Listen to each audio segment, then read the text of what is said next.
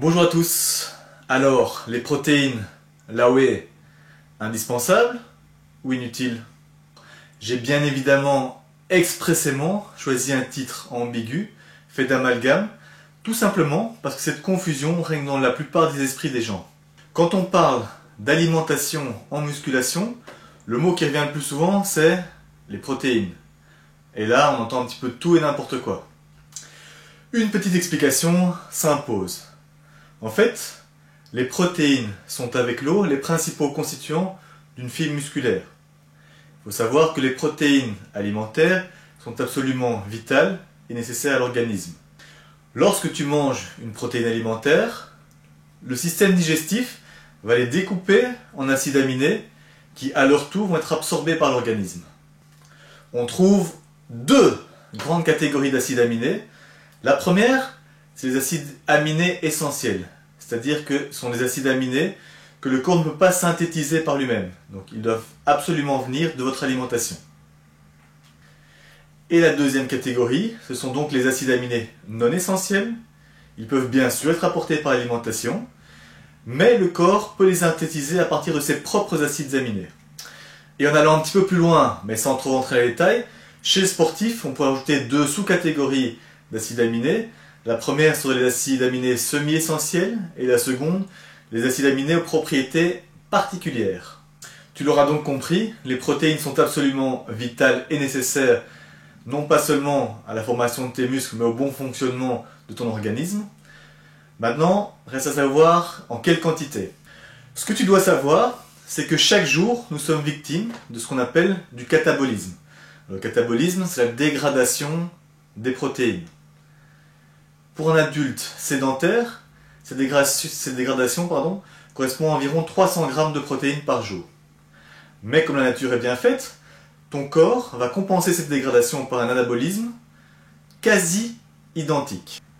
En fait, pour être précis, ton organisme va pouvoir réutiliser et recycler environ 80% de ces protéines dégradées. Et donc 20% devront venir nécessairement de ton alimentation.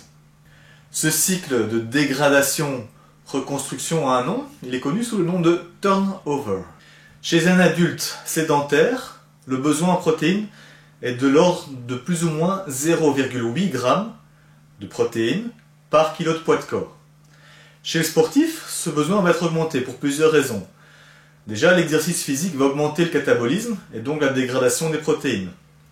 Ensuite, une partie de l'énergie musculaire va être tirée des acides aminés.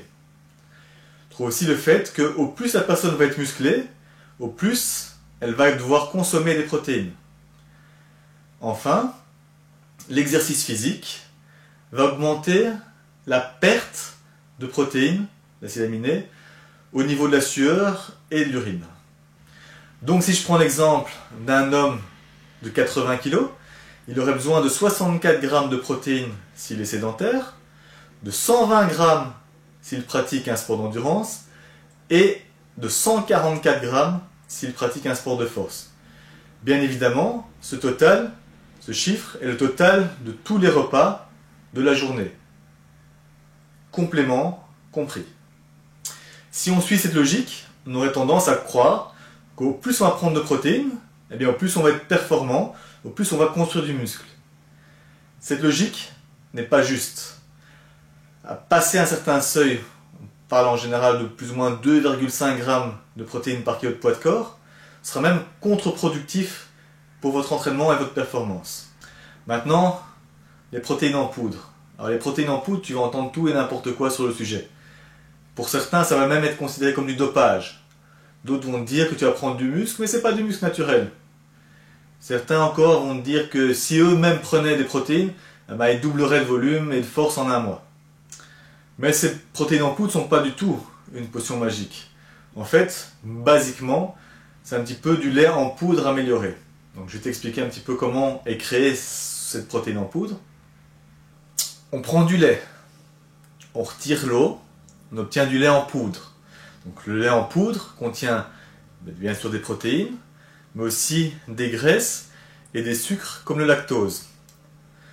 Donc par différents procédés, on va essayer de retirer au maximum les graisses et les sucres. pour avoir un pourcentage le plus élevé de protéines. Et on arrive à obtenir des pourcentages compris entre environ 80% et 95% de protéines.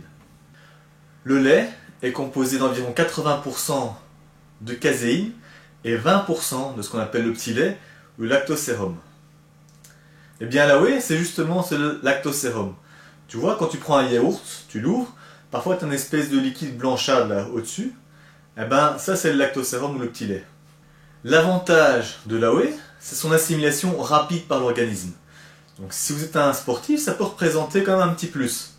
Par contre, si vous êtes sédentaire, ça n'a absolument aucun intérêt de prendre de la whey. Donc, de par son assimilation rapide, les meilleurs moments pour prendre de la whey sont soit le matin, parce qu'on n'a rien mangé pendant toute la nuit, donc pour relancer le catabolisme, on prend un petit peu de whey, ou alors juste après l'entraînement. Et à l'opposé de la whey, on trouve une autre catégorie, une autre grande famille de protéines, donc la caséine. Et la caséine, elle a une réponse anabolique plus faible que la whey. Par contre, elle a une durée de diffusion beaucoup plus longue, parce qu'elle est assimilée plus lentement par l'organisme. Et de ce fait, le meilleur moment pour prendre la caséine, c'est le soir avant de dormir, pour avoir une diffusion continue pendant la nuit.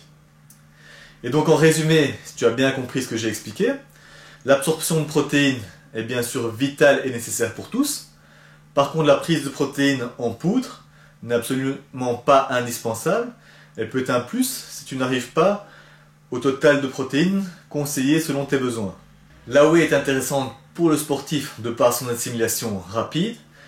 Et même si un pot de protéines semble cher à l'achat, en fait ça revient moins cher au gramme que si tu achètes du poisson ou de la viande.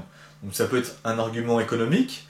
Bien, tu dois toujours privilégier la nourriture solide aux compléments alimentaires qui doivent rester justement un complément, un supplément. Et donc pour terminer, mon conseil sera soigne ton alimentation le plus possible et en cas de besoin, prends des compléments en protéines.